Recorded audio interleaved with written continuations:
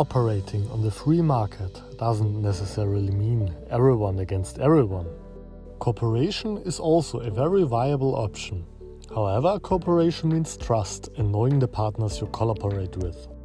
The prisoner's dilemma, a thought experiment rooted in game theory, offers insights into the benefits and drawbacks of collaboration. It exemplifies the action of two rational individuals facing a crucial decision. They are confronted with a choice between cooperating with their partner, leading to a mutual benefit, or betraying their partner to gain a personal advantage. Let me explain the model by using the example of an organization where members find themselves in such a situation. The Organization of the Petroleum Exporting Countries, in short OPEC. Established in 1960 by 5 states, the collaboration aims to coordinate and unify the petroleum policies of its member states to secure stable prices and a regular supply of petroleum on the global market. The headquarters of OPEC are here in Vienna, near the Vienna Stock Exchange in the 1st District. Every 6 months, the members meet for the ordinary meetings where they discuss the strategy and the amount of oil they want to produce in the upcoming months. So, why are the member countries of OPEC, one of the most famous cartels in the world, in the situation of a prisoner's dilemma? With a substantial share of approximately 30% in global petroleum production, they have a significant impact on the global price of oil. As you know, the price on a market is the result of the interaction between supply and demand. If supply decreases, the price rises. If there's more supply, the price falls. In order to keep the price stable and to avoid a drop because of an oversupply, the OPEC members agree on a certain amount of oil that will be produced in a certain period of time.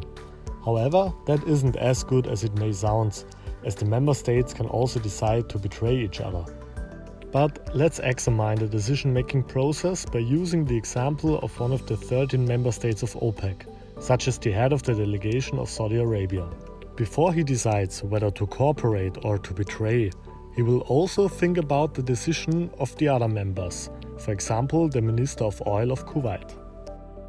The head of the delegation of Saudi Arabia thinks, if Kuwait cooperates, I could also cooperate, stick to the agreement and produce exactly as much oil as I should. By doing so, I could earn $800 million per day. However, if I betray and produce more, the price would decrease, but I could increase my profits due to my higher supply of oil. On the other hand, if Kuwait betrays and I still cooperate, I will earn just $600 million per day due to the lower price. If I also betray, I can earn at least $700 million per day.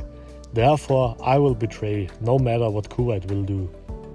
Exactly the same applies to the Minister of Oil from Kuwait. That's why for both the dominant strategy is to betray, even though they could earn more by cooperating and sticking to the plan. The two dominant strategies of betraying meet in the so-called Nash equilibrium.